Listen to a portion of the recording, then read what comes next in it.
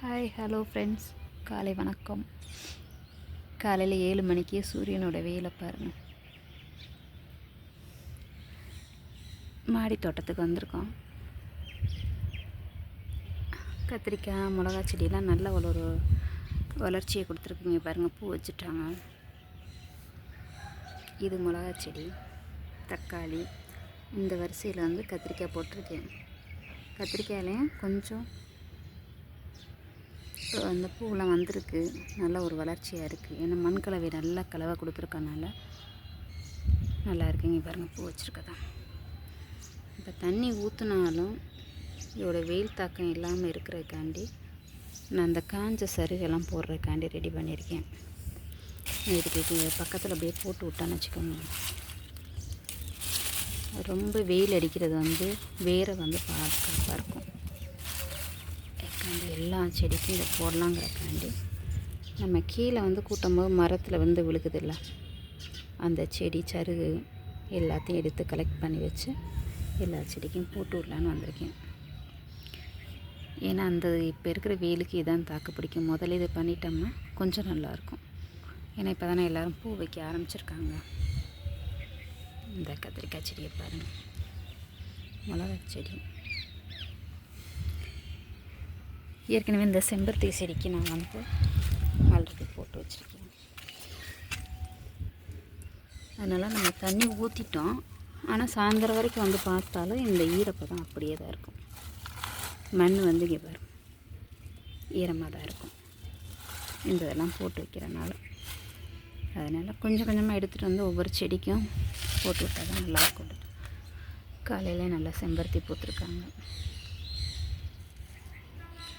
மாடி தோட்டம் புதுசாக ஆரம்பிக்கிறவங்களுக்கு இதெல்லாம் பெஸ்ட் ஐடியாவாக இருக்கும். ஏன்னா நானே இப்போ தான் ஆரம்பிச்சிருக்கேன்ல, அதனால் சின்ன சின்ன விஷயங்கள் கற்றுக்கிட்டதை உங்களுக்கு நான் ஷேர் பண்ணுறேன். இதுக்கெல்லாம் நான் போடாமல் இருக்கேன். இனிமேல் தான் ஒவ்வொரு தொட்டிக்கும் நான் போடணும். போட்டால் அவங்களுடைய அதாவது வெயிலுக்கு அவங்களுக்கு கொஞ்சம் பாதுகாப்பாக இருக்கும்ல. இப்போ காலையில் தண்ணி ஊற்றுறது இது எல்லாமே நம்ம வேஸ்ட்டான பொருளாக வந்து போட்டு விட்டுருக்கு. இந்த இடத்துல ஈரமாக இருக்குது.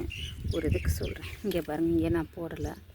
இங்கே போடாதனால இந்த இடம் ஃபுல்லாக காஞ்ச ஒரு மாதிரி ஈர்களாக இருக்கும். ஆனால் இங்கனக்குள்ளே போட்டிருக்கேன் பாருங்களேன். இதை பாருங்கள், எவ்வளோ ஈரமாக அந்த மாதிரி இருக்குது பாருங்கள். இதுவே அவங்களுக்கு வந்து சத்து கொடுத்துக்கிட்டு தான் இருக்கும். இது மக்கி எல்லாமே இப்படி போட்டு விட்டு போகிறது. நீங்களும் மாடி தோட்டம் வச்சுருந்தீங்கன்னா வெயில் ஆரம்பிக்கிறதுக்கு முன்னாடியே இந்த மாதிரி காலையிலே நீங்கள் ட்ரை பண்ணி பாருங்கள். ஏன்னா அதுக்கப்புறம் வந்தோம்னா நம்மளுக்கு நல்ல வெயிலாக இருக்கும்.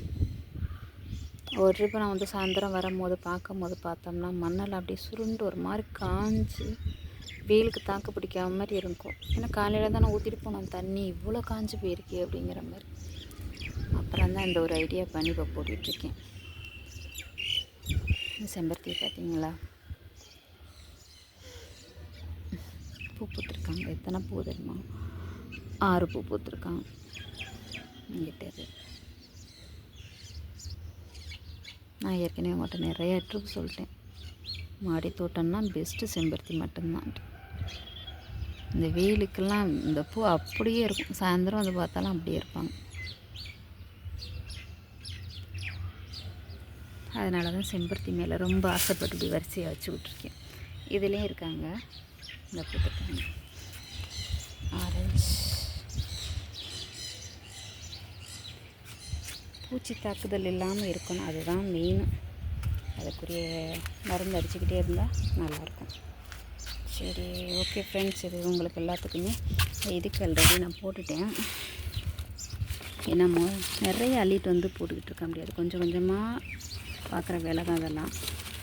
இது பாருங்க, இதெல்லாம் போட்டோன்னா அந்த செடியை குளுமையாக இருப்பாங்க. இவங்க இந்த இதில் பூ பூக்கலை, இதில் பூ பூத்துருக்காங்க. கத்திரிக்காய் இவங்க எல்லாம் இது வரல, குருவிகள் சவுண்டு தான்.